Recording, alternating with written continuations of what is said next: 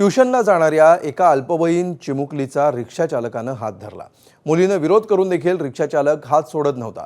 तेव्हा प्रसंगावधान राखत मुलीच्या सोबत असलेल्या तिच्या मैत्रिणीनं रिक्षा चालकाच्या डोळ्यात माती फेकली आणि घटनास्थळावरून पळ काढला।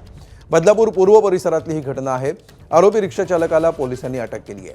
त्याच्या विरोधात बदलापूर पूर्व पोलीस ठाण्यामध्ये पॉक्सो अंतर्गत गुन्हा दाखल करण्यात आला आहे। सध्या आरोपीची न्यायालयीन कोठडीत रवानगी करण्यात आल्याची माहिती पोलिसांनी दिली आहे।